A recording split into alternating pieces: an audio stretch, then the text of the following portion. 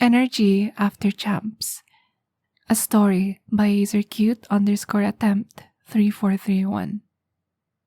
Have you ever wondered what Venice and crew felt like during and after the BLG rematch? It was 12:05. Those glaring neon white numbers stared at FNS as he stood at their team's barrier. He fiddled with his alarm bot. Ascent, Venice, Series Point. Tyson's knives. It shouldn't have come to this. Billy were nobody. No one even knew them before this tournament, but they had shocked the world, and more importantly, NRG, as they dismantled FNS's band, which, before this match, were contenders to win it all.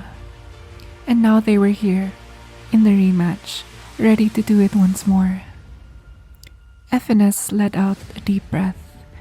His yellow jacket felt stifling as he rushed about the deserted streets of Venice, setting up his spots. Their game plan was flawless. The spike was left in the care of Sam and Victor, while he, Artis, and Crashies pressured the other side. He stopped at the A site, placing his last faithful turret.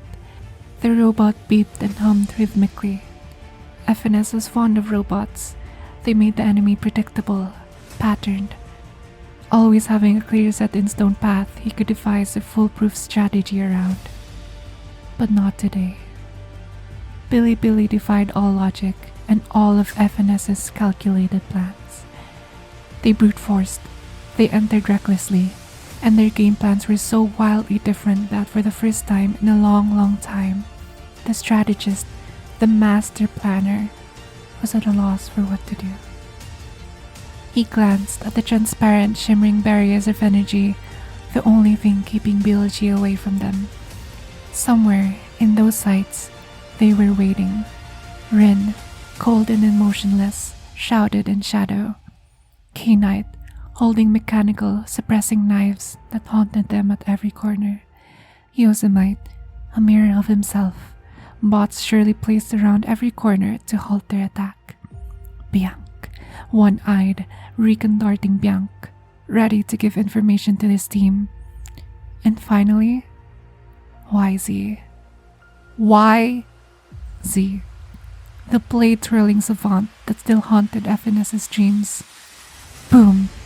The judge-designated shotgun fired again and again, striking down his comrades. Boom, boom, boom. FNS, you okay, bro? A voice shook him awake from his thoughts. Artis stared at him concerningly. You need to, have your head in the game, bro. Come on. The duelist snagged at him, gripping his phantom-designated rifle tightly. FNS sighed. You're right. Okay, let's do this. Crashies? The initiator only nodded, loading his sheriff-designated pistol silently. FNS stared at his own gun, an MP5 designated Spectre. A suboptimal buy, he knew, compared to the rifles that awaited them on the other side. Sam's voice came crackling through his earpiece, and FNS couldn't help but let out a smile. We got this, kid.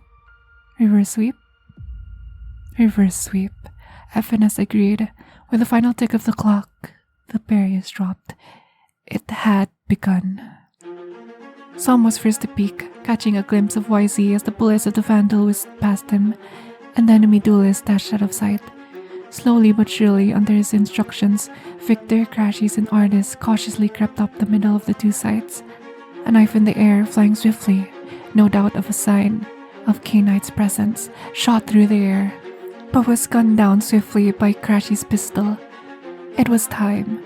They rushed out onto Site A, Victor throwing a grenade into smoke. To their horror, Bianc emerged, a monstrous Odin in his hands, swiftly gunning down Artis. The duelist fell, as Victor drew his bulldog and caught Bianc in the eyes. Just as the one eye collapsed to the ground, K-Knight showed his face, phantom in hand, silencing sweet Sam. FNS let out a choke cry. Sam! No! He rushed forward through the smoke. The thick, dense fog was blinding, but he didn't see Rin until it was too late. With a stone-cold face, the wraith gunned him down mercilessly. Ephines gurgled, falling to his knees.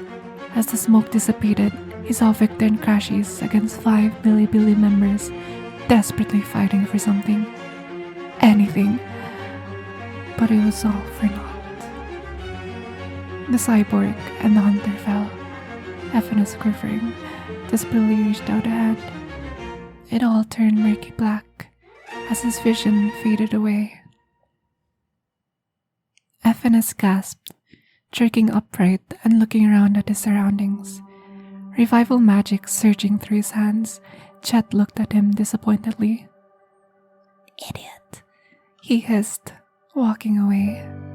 The reality of it washed over Ephines, and he dropped to his knees. Their run at the tournament was done. It was over. The great energy had fallen to the underdogs Billy. They had lost.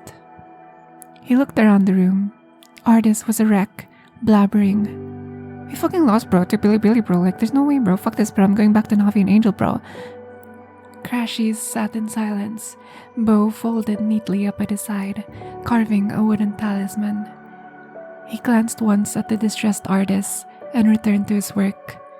Victor was running his hands through his hair, sighing as he curled up in a corner. Where was he? Where was Sam? He rushed out to the room, glancing around NRG headquarters.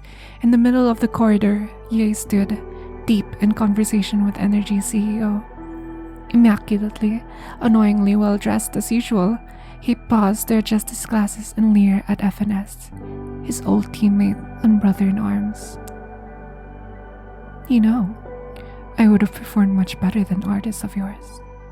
He sneered, golden tattoos vanishing to form his tour de force. Ephines gritted his teeth. Show off. He ignored the two men and ran down the corridor. Where would Sam be? The cafeteria? The dorms? He ran until he paused at an ajar door. The scrim room. He cautiously entered the room. And there he was. Sam. His beautiful, pale, chiseled... What? His beautiful, pale, chiseled face shone with relief as he saw Ephines. Venice, he whispered, instinctively walking towards him. Ephines, without thinking, pulled him into a deep hug. Artis wants out, and Crashies won't talk to me. We'll stick together, right, Ephines? Right? Sam sniffled. Ephines closed his eyes. Poor Sam. Beautiful, innocent Sam. He'd protect him, stay with him, for as long as they were in this career together. Always, Ephines whispered. Fuck gay, fuck Artis, fuck everyone else that doubts us. We'll always stick together. His eyes hardened. And then we'll show them all what we can do. The